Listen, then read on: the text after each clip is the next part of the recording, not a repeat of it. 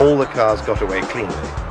Through Eau Rouge, the order was as in practice: Graham Hill, McLaren, Taylor, Meyrès, Gregory and Arndt.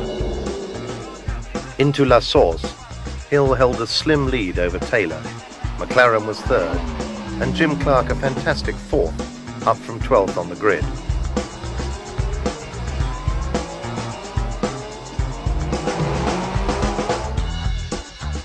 The 5 leading cars were having a tremendous battle and were continually passing and repassing one another. On the 4th lap, there was a tremendous cheer from the crowd as Belgian Meyrès appeared in the lead, the other 4 cars still snapping at his heels.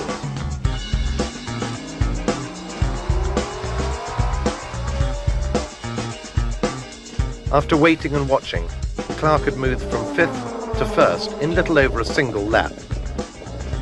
Arlen didn't like the handling of his Lotus and came in. Clark now started to pull away from the 4 cars behind him.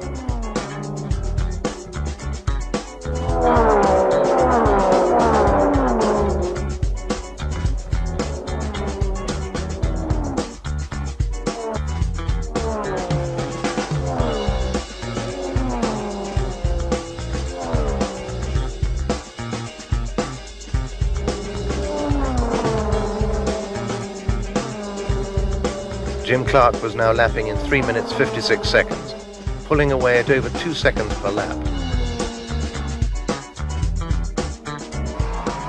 Clark was now able to tour home, having driven a well-judged and intelligent race.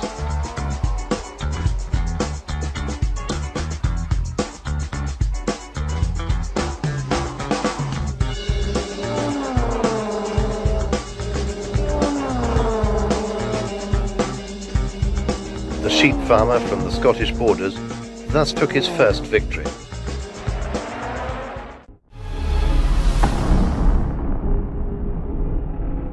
And then Chapman took Clark to the Indianapolis 500. At his first attempt, he shook the American establishment by finishing second. But Parnelli Jones finishes the 500-mile ordeal in 3 hours and 29 minutes.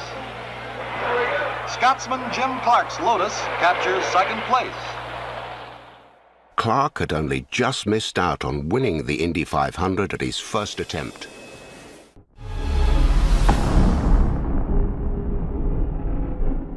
As the pace car pulls into the pits, Jim Clark moves ahead on Foyt and pulls into the lead.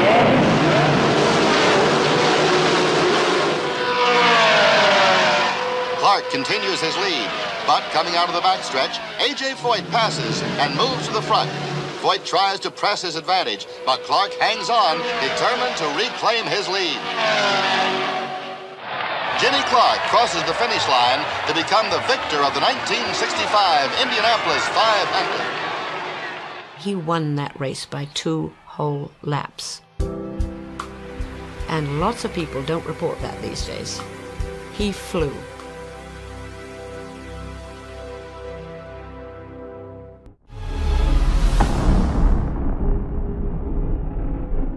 Championship table.